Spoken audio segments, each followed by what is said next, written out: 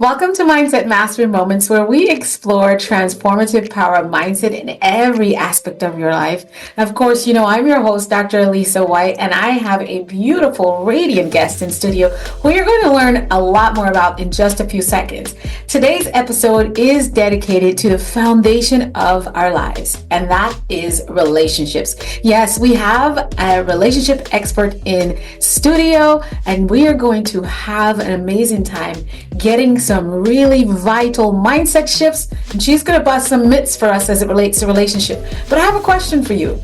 Did you know that research shows couples who invest in their relationships through open communication and shared goals are 35% more likely to report higher levels of satisfaction and emotional intimacy? Who doesn't need more intimacy, right? Intimacy. Yet nearly over 40% of married couples cite a lack of connection on reasons for drifting apart. Today, we're tackling these challenges head on with our special guest on Mindset Master Moments. Today, we have the beautiful and radiant Gabriela Embon, a certified coach, author, and relationship expert who has spent over 2 decades helping couples transform their partnerships into thriving, legendary unions. I said thriving, legendary unions. And that really excites me because I believe in the power of the union of the masculine and feminine. Gabriela's debut book that is called Becoming a Power Couple. Listen, we hear it all over social media, but what on earth does power couple truly mean? She has given us 4 pillars to engineer legendary marriages, offers a roadmap for couples to break through myths about long-term relationships, to keep the spark alive and build marriages that grow stronger with each passing years. That's the kind of marriage that I want. In this episode, Gabriela will share her unique approach to engineering successful marriages. She'll debunk some good common myths about love and provide actionable strategies. On Mindset Mastery Moments, our guests give you expert, sage, not just advice, tested and proved theories and practical strategies to navigate. And so tonight, Gabriela, thank you for being with us on Mindset Mastery Moments as thank we you for dive into this beautiful 4 pillars of engineering and legendary marriage with you. Wow. You got me even more excited if that was possible after hearing your introduction. Thank you for having me. Can't wait for this conversation. Thank you so much. Well, Gabriela, you have done some amazing work. 2 decades dedicated to the study and I would say the reform of relationships of marriage, that beautiful sacred union that I admire. But before we even get married, there's this whole concept of relationships, not just with others, but with ourselves. So I'm excited to hear. So if you can tell us in your own words who you are, what you do, and how did you get on this journey to these 4 pillars that will really change the world? Okay. In 100 words max, like a TEDx application, those challenging TEDx applications. So it's been 2 decades that I realized my passion was helping people. I'm a former engineer, but I'm a chemical engineer. So it's all about the chemistry, I guess. Wow, I love that. I didn't know that then, but now I understand it looking back.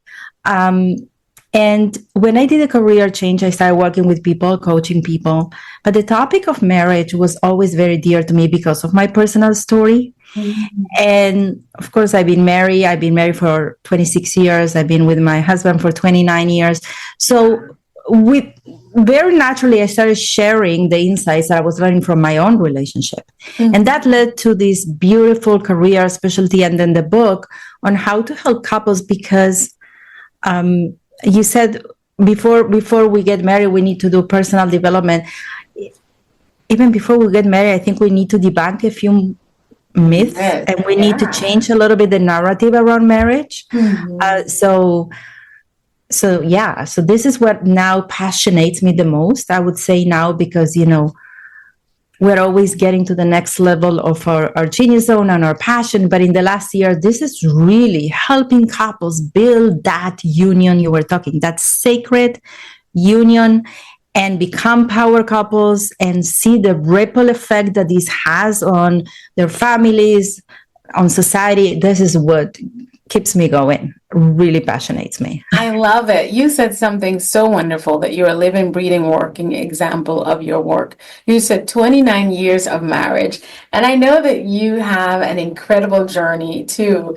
So, where you, weeks before your wedding, you had a vivid dream that completely altered your life path. Can you share that story with us?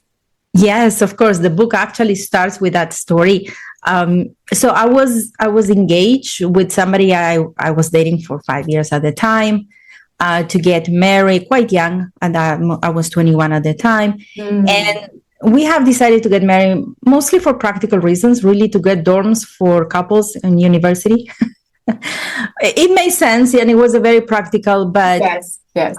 I have to tell, this relationship was nothing but flow. Okay, it was quite rocky. And a month before the wedding, I was blessed with higher guidance with this dream that when I was entering the altar, it wasn't my fiance waiting for me, it was my current husband waiting for me, which we knew each other, we were friends.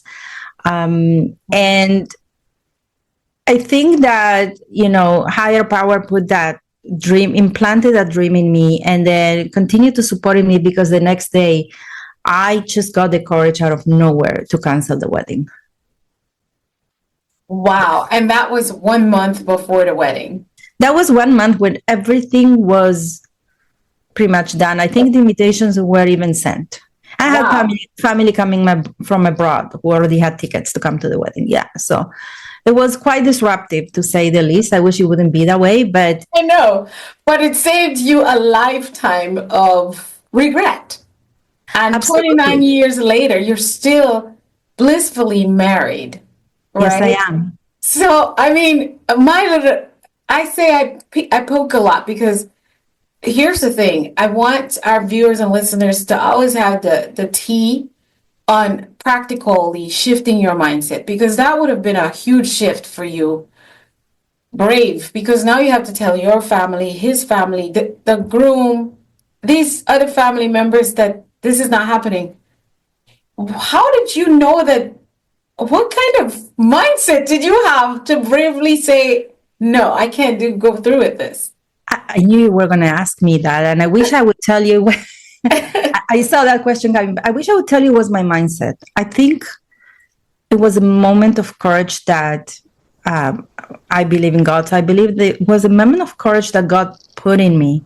And then, yes, it took strength from me to stand up to the comments of my parents and other people. Oh, you got cold feet. You shouldn't do this. It's normal before the wedding. And I kept telling people, no, this is not normal. This is not normal. The fact that I want to be with someone else, no, this is not normal. So that took courage. But, this type of choices that we make, these life-changing choices, really showcase what I believe in.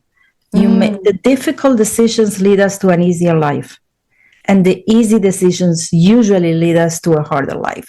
And it's so important. I was talking about this with a client yesterday, talking about business. I was saying, please don't make a decision based on where you are. Make a decision based on where you want to be. And I knew that if I go through this wedding, I was going to end up divorced. I knew that. Yeah. That is weird that you said that. That kind of strikes me a little bit, because I kind of felt this anyway. Whew, a lot of confessions. I felt the same way when I was getting married, and I did it anyway. I didn't have the courage to just say, I'm not going to go through with it. And I did. And 17 years later, I was divorced, right? But Dr. Whyte, this is very normal. You know that. Yes. Very common. In fact, when you ask couples that were divorced, why did you marry that person? Right? Or when did you know that this is not the right person for you? They tell you, I knew that from the beginning. But we as humans have this tendency to seek instant gratification. Instant gratification in this case means I'm not going to shake the boat right now. No, I can't go through that. Exactly. So I can deal with it. It'll get better. This feeling would change. This discomfort, that would change. I will make this work. I will do that. I will do that. And I really think one of my biggest things that a lot of people would find challenging to admit, but um, I think when we think that way is because we think we're going to manipulate a situation That's and right. sometimes manipulate a person. So I've surprised someone earlier when I was just getting out of my marriage, which we did very, very peacefully and stuff, that I said to my ex, I said, I apologize for being manipulative. He's like, manipulative? That is a word I would never use to describe you at all. I said, I wouldn't either until I understand what manipulation is. Manipulation is when someone is their way and who they are, and somehow you have a plan to, by some means over time, change who they are, change what they want, how they want it, so that you can be fulfilled. And I said, on no level should anyone have to, even if you don't show ill, that level of toxicity within me is the level of toxicity, no matter all the beautiful things and who I am and what I do, I'm still carrying poison that will infect over time. It's like having a little rash that you pick at and then it spreads around the body, right? So it might sound harsh for some people if they know my journey and think that there's no way, like he said, there's no way. But I understood to a deeper level what manipulation does and what it can cost, not just others, but me as a person. So not wanting others to change, but only looking at me as the change in my life. And then that vibrational level that life will mirror that back to me on every level. And then I make decisions in authenticity. So much to learn from marriage and relationships. Absolutely. And look at the definition of love. Okay.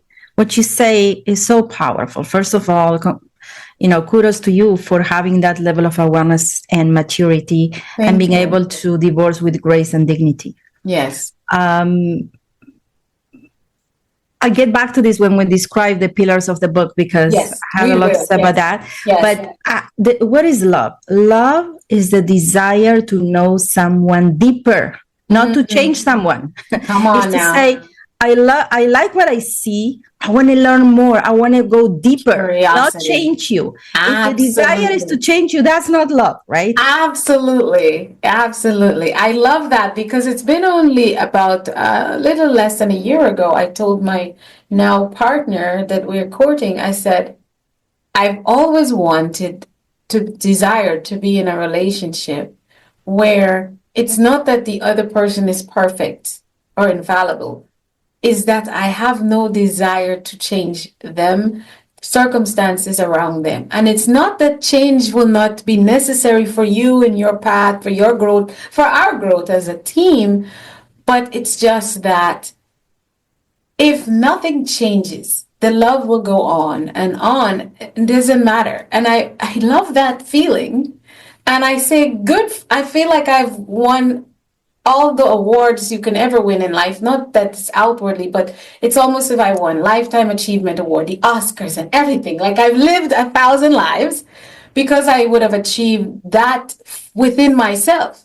And this level of love for me is not reflective of something someone would have done. I can't say, oh, it started here. It was when you this, and it was this, and it was that. It is just infinite. But also what I've learned when I step back and look a little bit deeper, it was very much connected to the level of love, the pureness of the love I have experienced with myself and my creator in this phase of my life. So yes, I feel like I've lived 1,000 lives and I'm in this moment that is just, no matter what, it's always well with me. It is well, right? It is well because it's that love that came from outside, and now when I exchange my life, share my life with someone, it's a fountain that flows. We went on a whole nother tangent, thanks to me, but I know that my guests are vulnerable, and I believe when you learn, you teach. So I go to be vulnerable with you. It's our stories and our lessons that someone listening can learn from. So here we go into those 4 pillars that I can't wait. I did not get the book yet, so I'm coming in blind, and sometimes it's good for me to read the book before, and sometimes it's good for me to read it after, But Christmas came, so I took 2 weeks off of reading, but I thought about reading most of it last week. I was like, you know what? No, this is a topic I want to unfold in front of me. So let's talk about the 4 pillars in your blueprint for legendary love. One of the takeaways from your work that I absolutely love is, can you just walk us through those pillars, what they are, and why they're so crucial in building these thriving relationships that everyone I know wants, no matter what we say? We're just burned out if we don't say it anymore, but we do all want it. We all want that deeper connection with one person, absolutely. So the pillars are, the first one is the me. The me. It's exactly what you described before.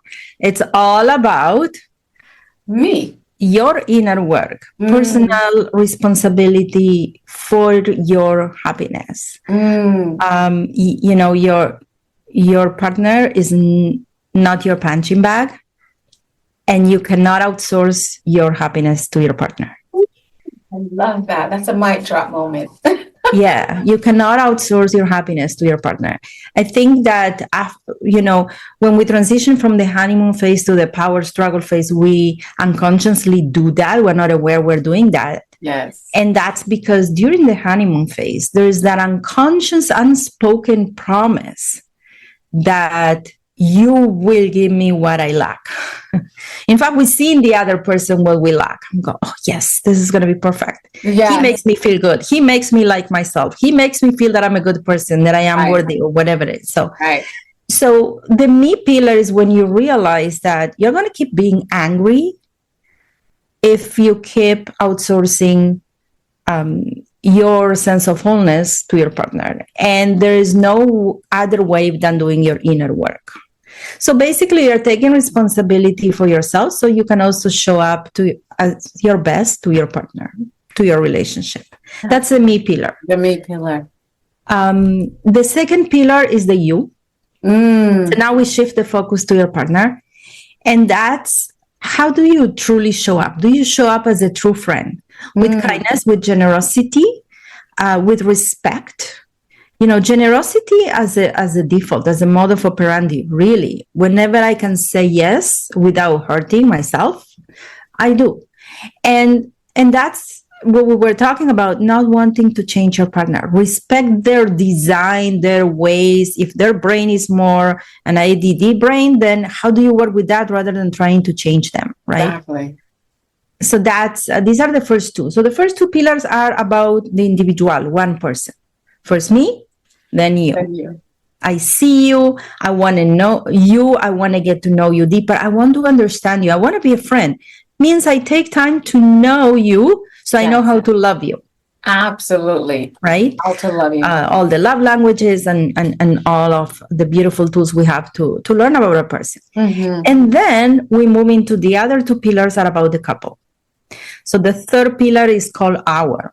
And our means that you look at your relationship pretty much like a business, two partners, two shareholders with roles and responsibilities, with a common vision. That's often forgotten. Do you have a common vision? No, I know what I want. I'm not sure I know what he wants. Right. So common vision, and you work as a team. And you manage your assets, and your assets are your home, your finances, your children, your future. So the way to best maximize that pillar is through the 3 C's: communication, coordination, and collaboration. Right? I love to say that a couple and a home should become a dream factory where there's space to fulfill everybody's dreams, each one of the couple, the children, because we have individual visions and then a common vision. Yes. And the fourth pillar is also about the couple, and this is about the true union. It's about us. Like you said, you see into me is the intimacy. It's that sacred union that makes you a power couple. Yes. Now, it's the last one because to get to that place where you feel there's nothing between the two of you, just you and your partner, to get to that level of union and connection, you need to have trust and you need to feel safe. So the first three pillars build that connection, build that trust and that safety. So then I want to let you into me. Yes. And this is truly what makes the couple a couple and not just roommates, right? Exactly. Because that's a lot of people's story after a few years in marriage. That's right. But if we get to that moment that that pillar is missing, it's because one of the others is not in place either. I can agree with that. Especially, it's usually a lot of times it's the me. Yeah, that's why it's the first one. It's difficult to build without it. Yeah, it's so foundational. That's right, so foundational. I say that your marriage is like a chair with 4 legs. Oh. If one is missing, you can still sit on it, but maybe just you, and maybe your partner can sit on it too, but children cannot sit. It will break. Yeah. So we want the four legs to be there so the chair can be solid and people can sit on it. Your entire family can sit on it. Exactly. It has that stability. So we have me, you, our, and the last one is? Us. Us, exactly. And the difference, can you define why is it our and then us? What is the difference? What do you say? The hour is how you manage your relationship, your home. Management. It's a very practical, strategic. Very practical, yeah. Right. What are the tools and the routines you want to have in place in order to do this properly? Yes. Otherwise, things fall between each other. Really, it's you disconnect. You cannot run a business if the two business owners don't have a common vision. Absolutely. And they know who's doing, and they don't coordinate. They might not have who's doing what and who's. That's right. You have the 3 C's. You need that. You need to build that synergy through the coordination, collaboration, communication. Yes. The us is not practical. It sounds spiritual to me. It's spiritual. That's right. It's that spiritual union is when you feel one.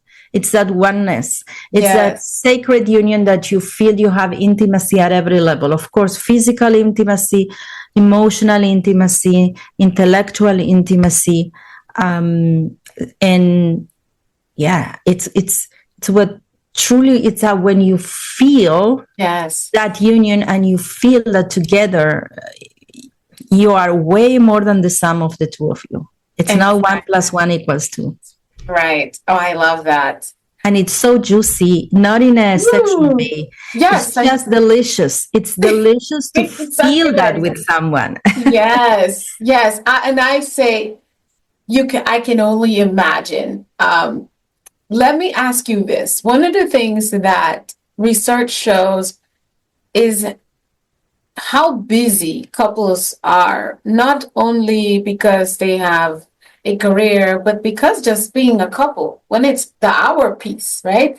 Just being hour can be so busy, and then building that family adds more busyness, career. How do couples apply these principles in life when it gets busy, when they feel like they're drifting apart? If you have maybe a story or application that you've been able to implement with your client, we'd love to hear how that works. So if you're running on an empty tank, the busyness will absolutely get you. Right? You're going to be depleted. Yes. Energetically depleted. So the idea is that the more your tank is full, and not just personally, as a couple, the more you have that nuclear reactor of connection between the two of you, and you can do more things and you can be busier and create more. That's one of the characteristics of power couples, is that they do a lot of things, right? And it all starts with the connection. And I know that building connection takes time. It does. It takes commitment. But if you realize that the 1 hour you invest in that commitment will fill up your tank and give you exponentially a surge of energy, you will do it. So practically speaking, We ask couples to not just to have a night date where they connect as friends or as lovers, but to actually have weekly and monthly meetings where they coordinate, and there's a planner where they coordinate their lives. Nothing is above us to say, oh, I'm the CEO of this company. I don't have time to sit with my partner and coordinate how the week is going to look like. Exactly. That's ego. That's ego. Yeah. Right. Yeah. So it's so important to communicate, to coordinate, and to plan, because that way you feel the support of your partner. Yes. You feel you are in this together. And you also communicate what's going on. Mm-hmm. So we have a weekly planner, we have a monthly planner where we ask couples to sit and actually coordinate. In fact, many times, and we also have on-demand communication. And on-demand communication is when, and I know my kids have heard me say that to my husband many times, is when I will come and say, listen, the next 2 weeks are chaotic. We have the book launch, we have this, and I don't see how I'm going to do all this and stay sane. We need to sit and plan. Yes, we have to work on this together. We have to have a plan for this. Yes. That's right. So we sit and we actually plan, and we plan what we need and what type of support I need and what's required. So it's really about the teamwork. It is. I love that. I have this phrase I say, you wouldn't do it in business, don't do it in life. That's right. And it's true. We would not miss that meeting. We wouldn't stop what we're doing if we know there's an upcoming, landslide or whatever coming. We're going to call the whole team as CEO and say, okay, all hands on deck meeting now. And it's on. We're going through it, making that plan to stop that from happening, So absolutely true. Now, Gabriela, I thought I needed to really get into this with you. So I created a special segment that is called Mythbusters and Mindset Disruption from Gabriela Embon. Because we got to get it. We got to get this stuff. We got to get this. And I've already decided that this episode is going to be our Valentine's special.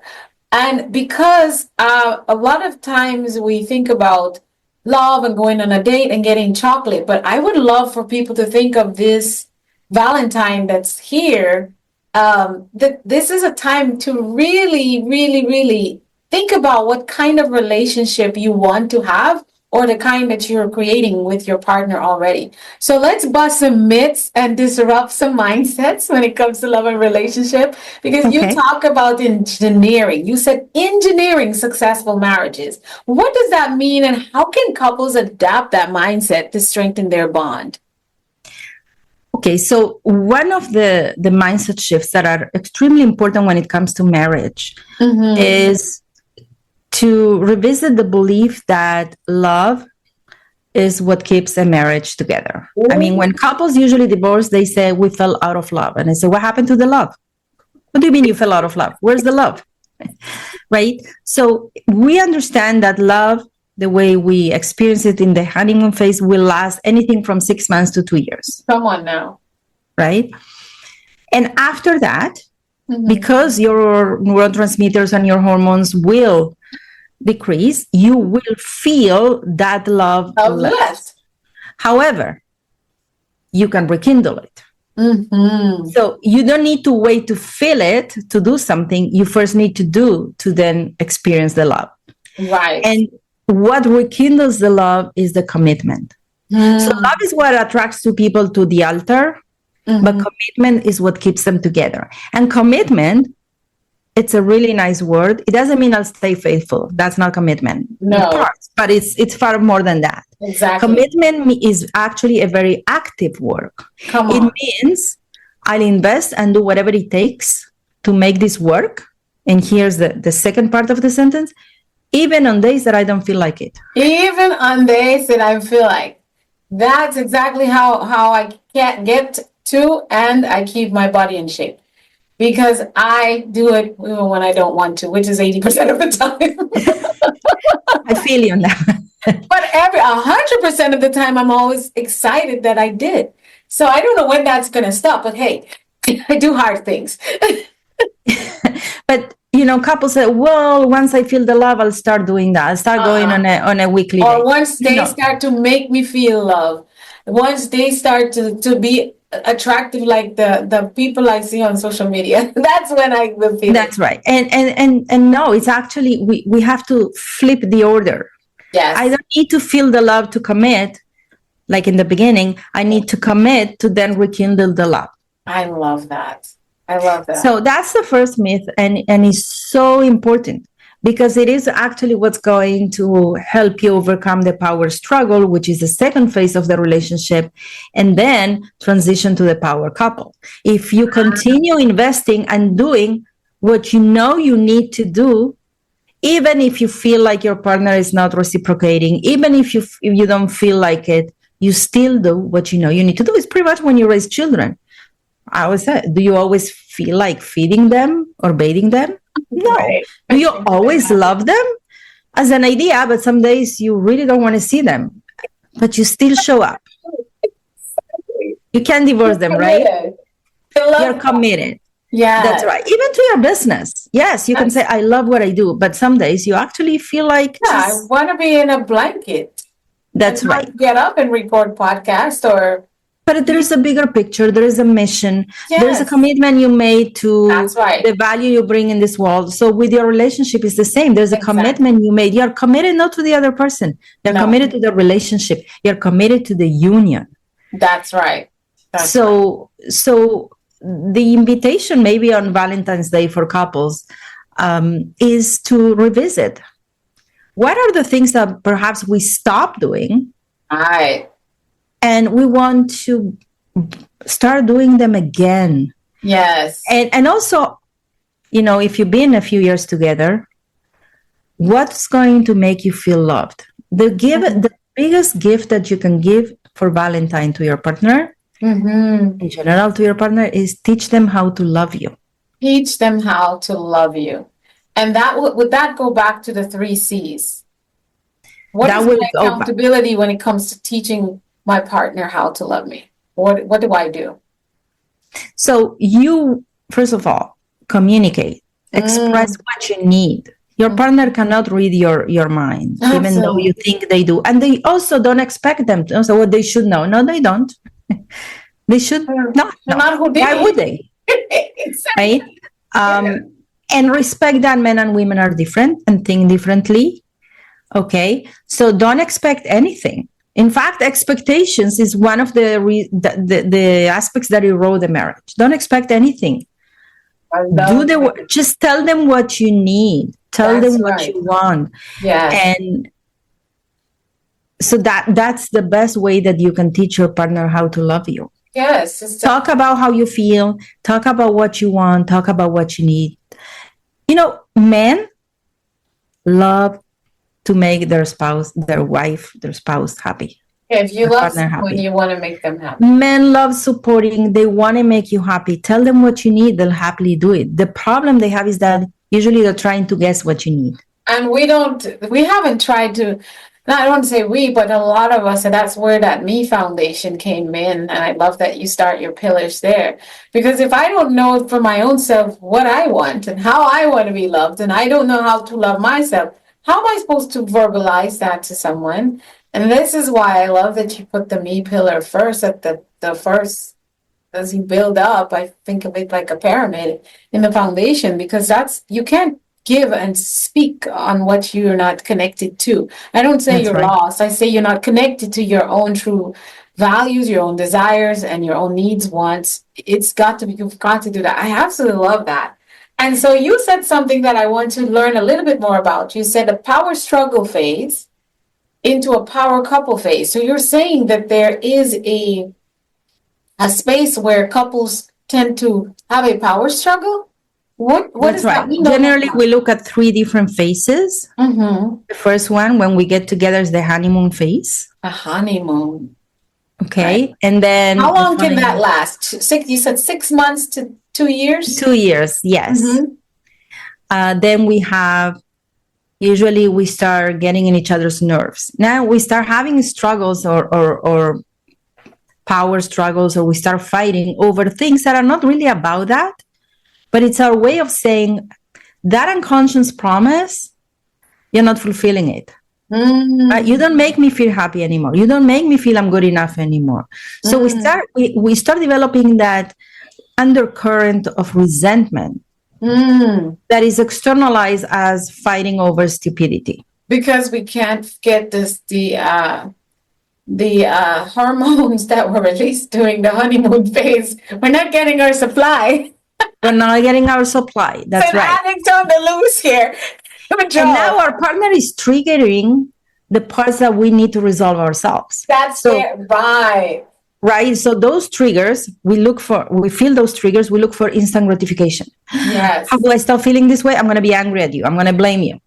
Rather than looking at them, and that's why the middle pillar as the opportunity. Oh, if I'm triggered, there's something that I need to work on. Right. So this is the second phase, and it can last as long as the two individuals are willing to do their inner work. Absolutely. And learn to communicate from that new awareness and apologize and be humble enough to say, no, this is mine. I know I was mad at you, but this is mine. What you said it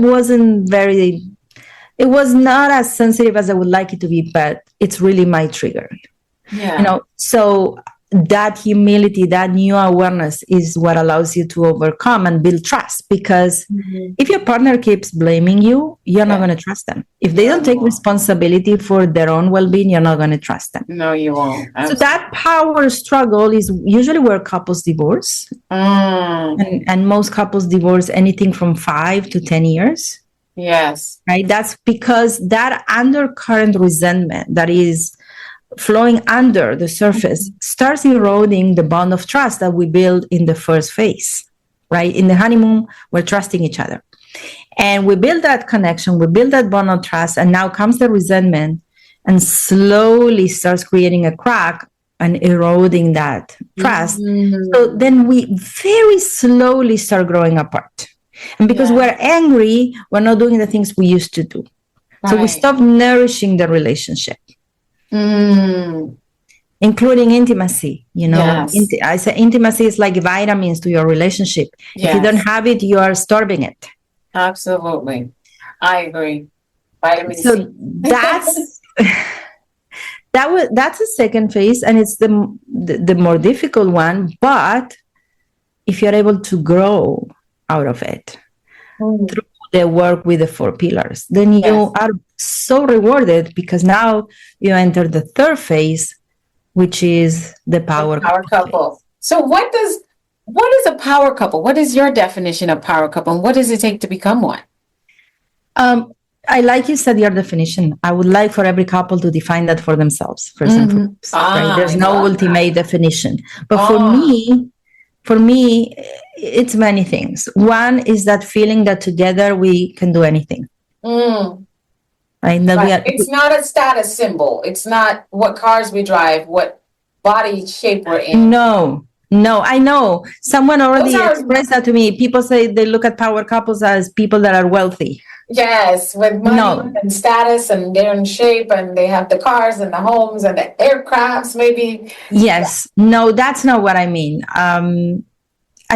It's that feeling that together we are invisible. We can do anything. It's the feeling that no matter what life throws at us, we have the strength together to overcome it. That the sum of our parts is so much bigger than 2.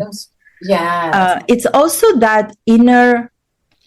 It's such a beautiful feeling. It's the feeling of certainty, lack of worry.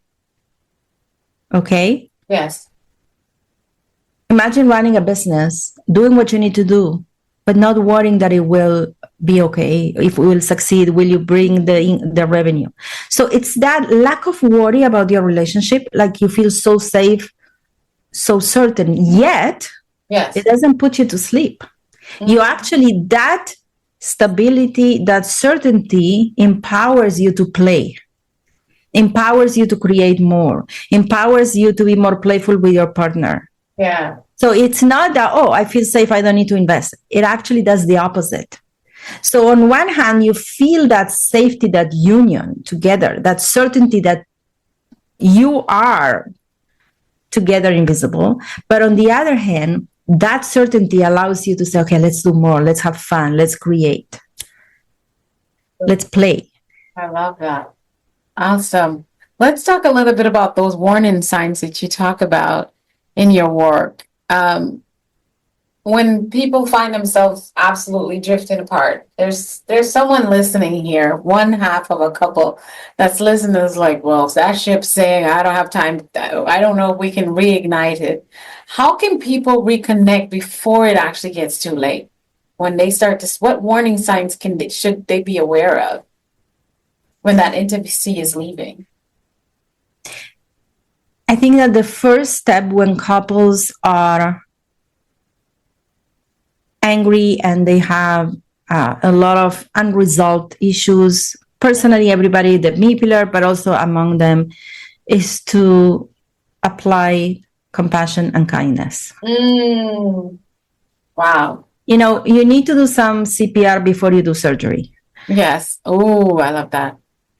So start by incorporating in your life, yes, one act of kindness a day to your partner. Yeah. Whether, just think about how do you, let's say your partner comes home when you're already home, okay? Or whoever comes home first, how do you greet the other person? How do you greet them? Do you greet them with a smile? Do you go to the door to say, hi, how was your day? Do you hug them? Do you kiss them? People stop kissing and hugging. I know. Especially in bed, because usually one partner will wake up earlier. So it's so important to try to stay in bed, wait for the other one to wake up, especially during the week that people anyway wake up early for work. Yes. And when you wake up, just turn to each other and hug. Yes. Feel each other's body. It's extreme. I'm not talking about having sex in the morning. No. You can do that if you want, but I'm talking about just connecting physically. Yes. And then when you say goodbye and hello, when you say goodbye to your day and hello in the evening, look at each other and give yourself a kiss. Doesn't have to be a French kiss. Just kiss each other on the lip and hug. That's it. Start with that. And then maybe you'll just make your partner's favorite dish. Maybe you'll just put gas in your partner's car when you know that your partner hates doing that. Just start with the act of kindness. Kindness has so much power, that generosity. Be a friend. Start with that. Once you become a friend, then we can start looking into how do we build that bridge of trust again. Absolutely. I love that. I love that. Being a friend. I have a question for you that keeps coming up and slipping through my mind. When you talk about this friendship and getting to build that trust and the kindness, I keep hearing that. And there's an age-old conversation. A lot of times I'm probably the one who starts it around me. But so many people talk about love at first sight.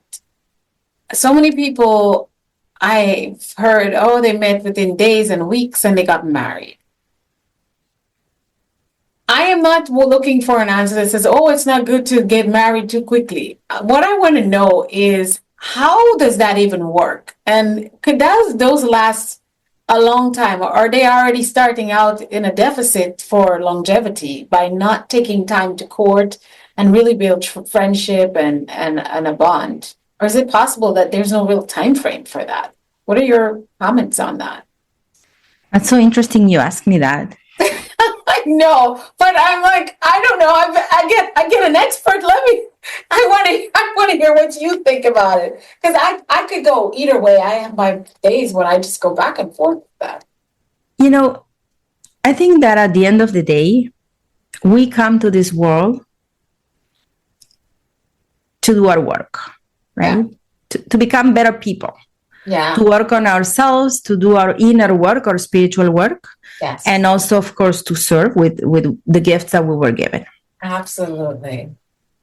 So I'm going to answer this in two different. The first thing I want to say is, I do believe that there is a limit to how much spiritual work and inner work you can do alone. Okay?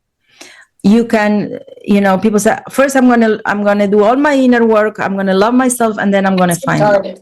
I just that is one myth. That is That's the one biggest myth. myth. That's a Can I huge make myth. a comment on that? Because remember I said I went through separation and divorce. And I was single for a long time before I even got into a sort of a relationship. And once I thought, oh, I'm all healed. And when I got in, I was like, oh, oh, And so that is the comment. This is how I describe it. I said, you don't know where you're hurt until something hits you. Like you That don't realize you have a scratch on this elbow till you jam it across. I'm like, oh, what was that? I had a yeah. scratch there, and Oh, now yeah. I can find it. Now I know it was there. What is that? That's right. So You you can't said do it it. alone. You're so blindsided when you think that you're gonna do the work alone. No, And you need you're your living by partner. yourself. You're going on dates by yourself. Who do you have to decide? Nobody touches you. That's why you don't feel your wounds, right? Yes. So, so that's a myth. I have to tell you, I did not love myself when I started dating my husband. No. I have not even started my spiritual work, my inner work at that time. I was That's right. completely Most of unaware. us I was in don't. the blaming phase. Right. Like my mom didn't, my dad didn't, she shouldn't have. They did too much of. It's always something. That's right. That's right. So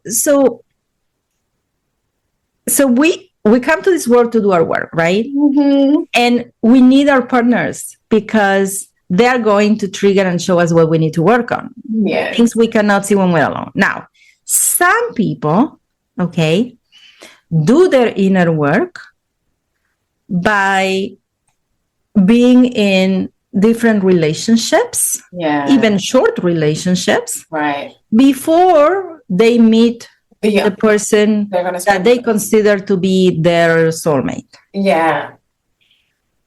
Other people, so you might have people who dated many partners or were divorced more than once until they meet the right person. Other people meet their partner right away when they're very young. Maybe they go on 1-2 dates, they say this is the person, like you said. Yeah. And then they do their work within the relationship. Yeah. Yeah. Okay. Yeah. So I met my husband when I was 20 years old. I was young. And I married when I was almost 24. Mm-hmm. So I had a relationship before one. Yes. But I was completely unaware at that moment of what inner work is. So I fell in love with my husband very quickly once we started dating, but I did the work within the relationship. Yes. So there's no one formula fits all. I agree. Some people fall in love and they get together very quickly. We move in together also within a year. We just knew. 6 months after we started dating, I just knew this is the person I'm going to age with. And I told him that. It was risky. At that age, to tell somebody, this is for life, right? I remember I said those words. Yeah. And he said, I feel it. I felt this is my soulmate. I felt it. It was divine, yeah. But we needed to do a lot of work to feel that, to continue. We went through that power struggle, yeah. Yeah. And other people don't feel that, so they need to date more, right, until do more work there until they feel whether this is the right person or not. There's no right or wrong. I love that answer. That really sets me at ease. When I say sets me at ease, like it sits with me, and it sits with me very, very well. I think that's why I go back and forth, because I generally believe there's no really one size fit all when it comes to life. It unfolds, I believe, in divine order. Like, for example, a friend of mine was saying, I think of him and all I think about is the years I wasted. I said, no. May I offer my submission on that? I said, I dated my ex for 5 years, and we got married and we stayed together for 17. Half of my life, by the time we separated, we were together.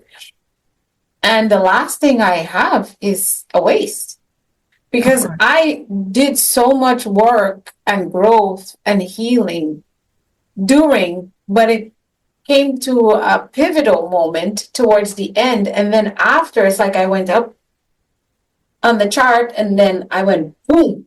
And then I went boom, boom, boom, boom, boom, boom. And then I came down and I went this way. And so it's a healing journey. You're going to be on it, I feel, for life, but there's so Of many course. different levels to it. And everyone that you've shared your life with is part of the classroom, is part of the lesson, which to me all becomes a blessing.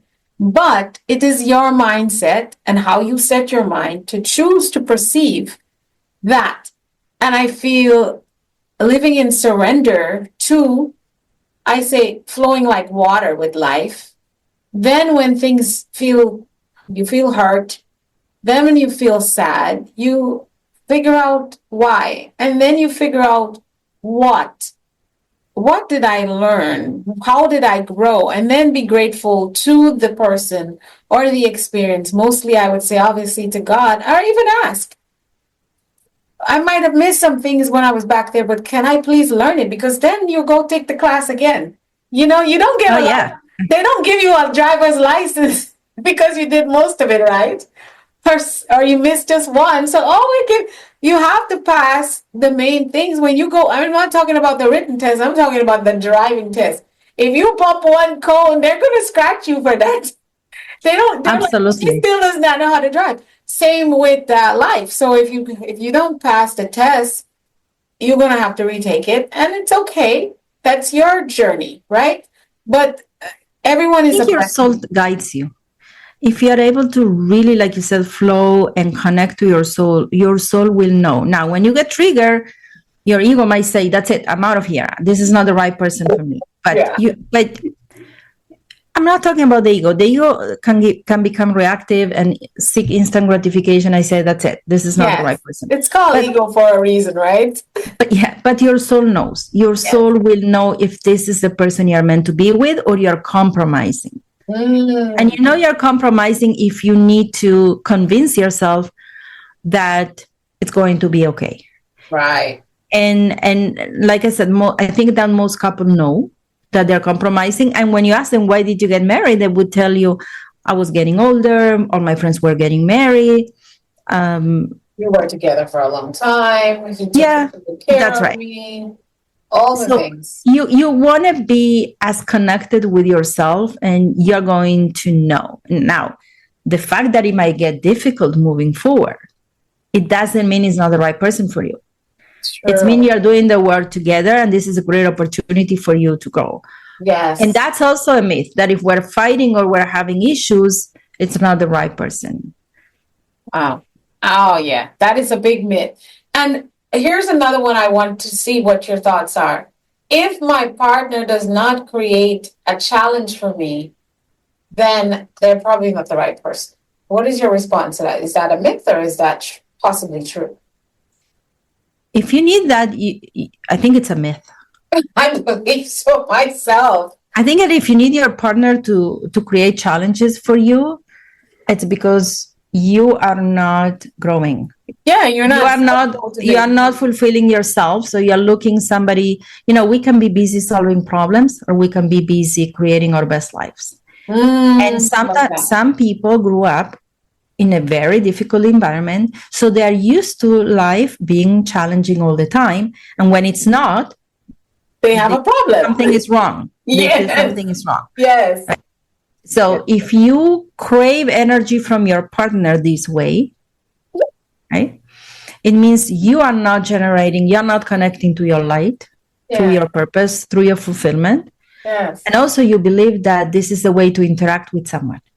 Yes. So that's the invitation to do the inner work. And unfortunately, I call that low vibrational. That's a lower vibrational energy. Yeah. So the idea is to do the inner work to heal your mindset around what life should look like and how relationships are, but also do the work of seeking fulfillment. Yeah. Because when you're busy creating your best life, you don't want challenges from your partner. Come on now. that is, and here, you know why I ask? Because on social media, there are a lot of viral videos on relationship. If this person doesn't challenge you, man, if she doesn't challenge you to be your best self, that's not the woman for you, huh? What does it mean, challenge you? I think it could be that you can have deeper conversations. Yeah, Right. you want to have deeper conversations. You want to, as a coach each other. You want to have. Do you have to kick each other's butt and be rough with each other? That's Is right. it required? No, but Yes. we do want to have an intellectual connection, accountability, yes. And you want to have, don't seek unconditional love from your partner. Come on now. Because unconditional means that no matter what you do, they'll love you. They love you. That's not healthy. No. So you want to be the best version of yourself, and you want to be around somebody that when it's needed can show you, hey, what you did doesn't matter. Nice. But also somebody that supports you, and that is you know what, she's so busy with that project, I'm going to keep the peace on the other side, I'm going to be cooking tonight, whatever. Right. And not somebody that pushes you to the edge. I think if I hear viral videos of you absolutely want to be in a relationship with someone who holds you accountable for who you say you are, for what you say you do, what you say you want, what I can't understand is someone giving you a challenge. So it's funny because when they say that, I think I know what they're wanting to say, but then they make these examples like, if she's always okay with everything, then she's not the woman for you. I don't know what you mean. I don't know. I feel like sound bites like those can be misleading because then you're saying the woman who's like this in your face all the time is the best woman for you. That woman doesn't give you peace, my dear. She has to be just, for me, I believe it's like you said, to be compassionate, loving, caring, and hold you accountable. And like you said, be a coach sometimes. Sometimes coach has to say, you're really causing some real shit right now. And this is not working for the game we're playing. You can go sit out right now. And that's accountability. And you get yourself back in the game mentally, physically, emotionally, even spiritually, and then you can come back out on the court. You can come back out in the field. So if you're being that real partner, like a CEO, it's like, you know what, take the day off, Gabriela, because you're not in your best space. You need to think about how you just handle this and that and that, and we can talk later. But right now, you need to come off the court. We'll maybe what these videos mean is if you have a partner that is indifferent. Yeah, and that is, of course, indifference is something we definitely don't want. And so when couples don't argue at all, I'm not saying you have to argue all the time, but you disagree. That's right. When couples don't argue, there's no disagreement, there's no difference in opinion. Somebody's being abused, in my opinion. Or somebody's staying really not being authentic. So you're not going deeper enough, right? Exactly. Yeah. I love that. Oh my goodness. Well, I tell you, it's been fun. We busted a whole lot of myths for me and for our audience. And now we're going to do Flip the Script with you. I know you shared that moment when you canceled your wedding to finding your soulmate. Just so blissful. What mindset shifts did you make during that time? And how do you help others navigate similar moments in their life? Have you worked with anyone who's had to think through whether or not this relationship is really right for me? What did that look like? Yeah. So one of the things that I remember looking at how I navigated that time vividly is that in the moment I made the decision, I felt very confident with it. However, days later, weeks later, that's when I started realizing what I've done. Oh my goodness. Yeah. And then I was like, what was I thinking? It's not that I miss my ex partner, not at all. It's all the other people and things. Yeah. That's when it hit me. What did I do? Oh my goodness. So now I understand that that's inevitable, right? When you do something that is out of your comfort zone. Yeah. That is so, you are in that moment of alignment, authenticity, and this is the right thing to do.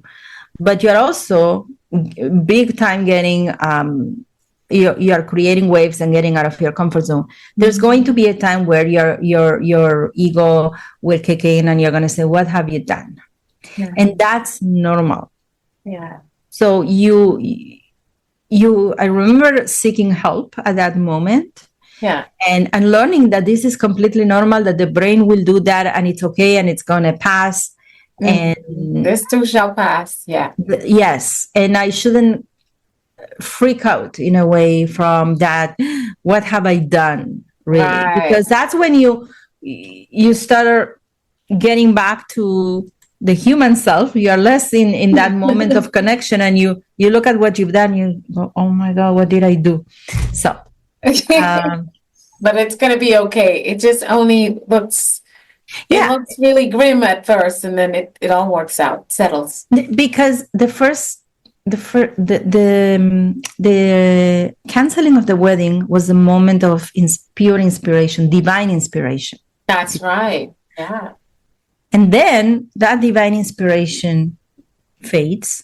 And when that fades, you start questioning, your human self will start questioning, what have I done?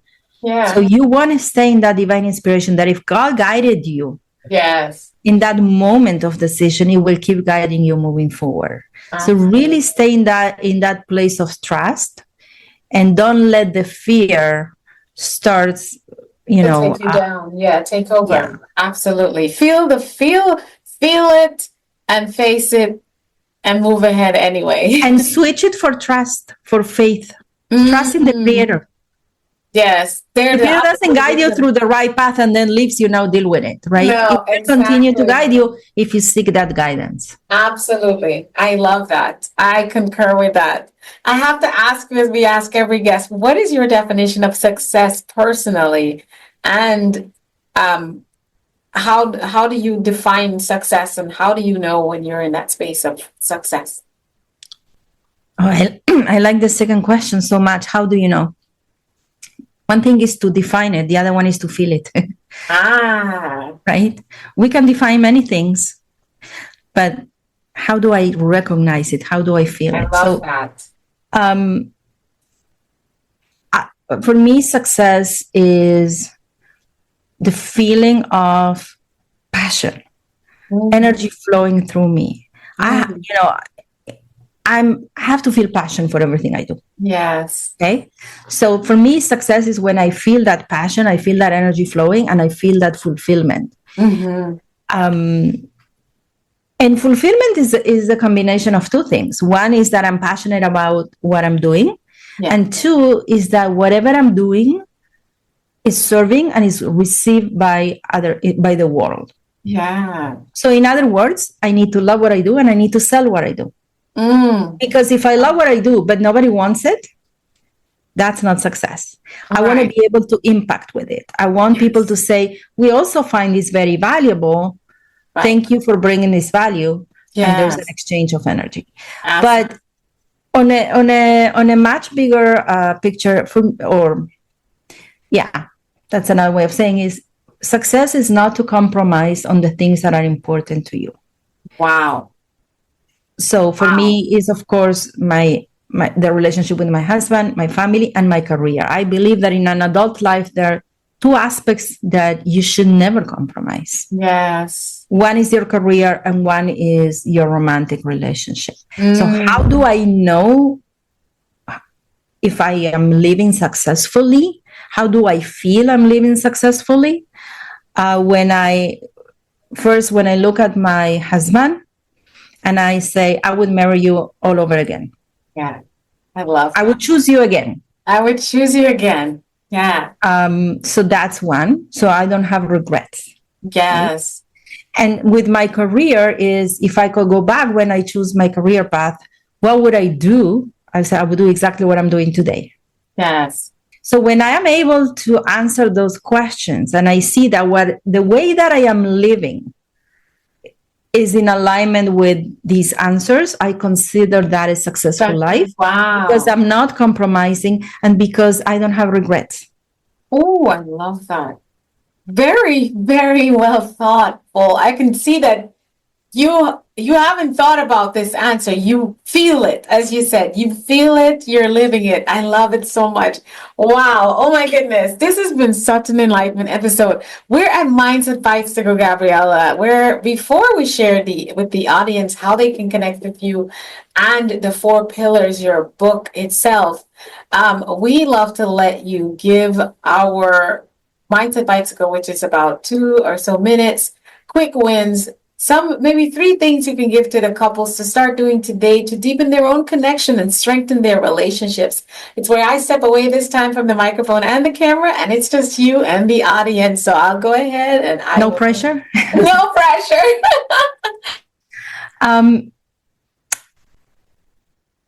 I think that let's take Valentine as the opportunity rather than buying a gift for your partner or, booking a nice restaurant, which all of that is obviously fantastic. But let's take it a step further and really as an opportunity to connect and ask, how can we take our relationship to the next level? What do you need from me more of? What can I do for you more? What would be a game changer if I did this, if I said this, if I behaved that way?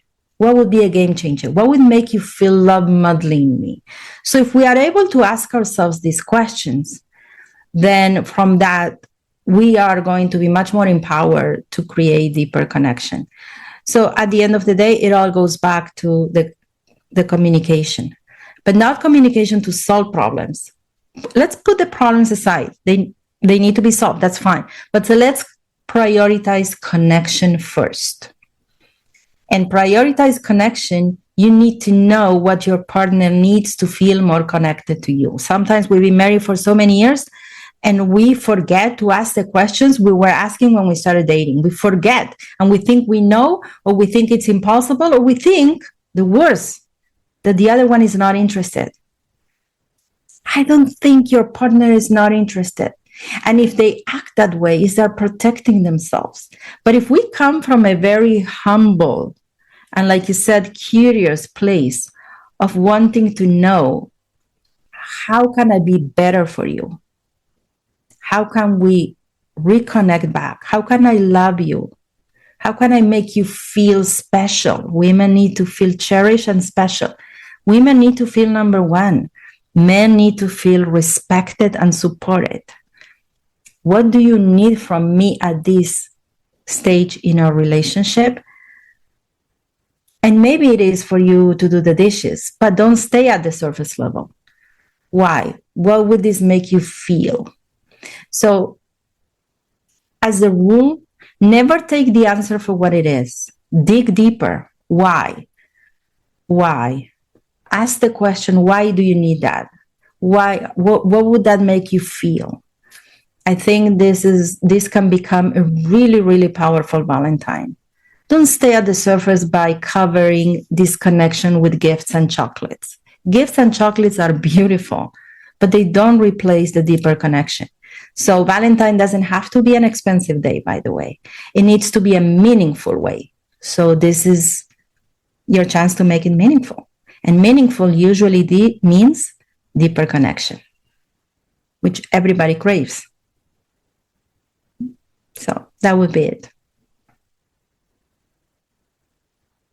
Wow, that was so in-depth and a lot of good mindset bites to go. Listen, team Mindset Mastery Moments, you have been served by Miss Gabriela Embon. She has been so phenomenal. Gabriela, you left us wanting more and more. I know for me, I'm so happy to have the resource of you in my world now, officially a relationship coach for marriages. And really, you believe in the union and you have practical steps and experience and strategy to help us do the darn thing and win as a power couple. Tell us how to connect with you and how to get a copy of your brilliant work that you've put together in 2 decades to make sure we had something that you would leave us for a lifetime with. How do we get in contact? How do we get that book? So the book, it's called Engineering Relationships because it is a practical book. Okay. Yes. It's very down to earth. So I would love to offer to all your listeners the opportunity to first read the prologue of the book for free. Oh, wow. They can download the prologue of the book, get a glimpse into the story by going to becomingapowercouple.net, becomingapowercouple.net, And and we will have it in download the description. the prologue. And then, of course, they can purchase it on Amazon. It's there, and hopefully this year will be there also in Spanish. Oh, yay! Yes. Congratulations. Thank you. And then if they want to contact me, my website is my name, Gabriela Embon, Gabriela with one L. Okay, it's the Spanish version, not the French or the Italian. Right. GabrielaEmbon.com. GabrielaEmbon.com. And as you always know, we will have those links in the description wherever you're listening and watching this episode around the world. Please go ahead and grab that copy. Reach out to Gabriela on social media and let her know that she has been a blessing and definitely helped you shift your mindset on what a legendary marriage or relationship can look like. Gabriela, again, thank you so much. The 4 pillars to engineer your legendary marriage. Thank you for that gift to us. Thank you for taking the time for us. We're recording at a late time for you, but this is one of our big Valentine specials on Mindset Mastery Moments. Please share it with someone and let Gabriela know that you've listened to her. Send her a quick email or find her on social media and let her know that this has transformed. If you are looking for someone, book a call with her. She doesn't tell me to do this. I just know that if you need the help, one thing I believe, we pay for therapy, but we don't pay enough attention to the fact that having a coach that is specifically trained in the area of relationships is so important, that there are not very many. There's a lot of people pretending on social media, but not actually really doing the work. So let's connect and really work. You're doing this for you. It's your gift to yourself. Even if your partner is not ready, you can go ahead. Start with the first pillar, which is me, and she will walk you through the rest, and who knows what the rest would be. Gabriela, once again, we've enjoyed this and we are grateful for you. Thank you so much for your insights, your inspiration, and the actionable steps on relationships. I hope that we have you again on Mindset Mastery Moments to do another session with us as we continue in this journey. You'll let us know when you're ready to come back. That would be a pleasure. Thank you so much. Dr. Alisa, it's cold outside, but you warm my heart. Thank you. Your genuine, your conversation, your authenticity, it's been a pleasure. Thank you so much. Thank you so much, guys. And as I said, if you enjoyed this episode, please like, follow, and subscribe to Mindset Mastery Moments. Your support means everything to me and the phenomenal guests that we have on the show. Now, until next time, remember that the mindset is the key to your success. Go ahead and sit on an entire chair with 4 legs. Get the 4 pillars to engineer your legendary marriage and relationships. Until next time, Gabriela and I say goodbye. Bye, everyone.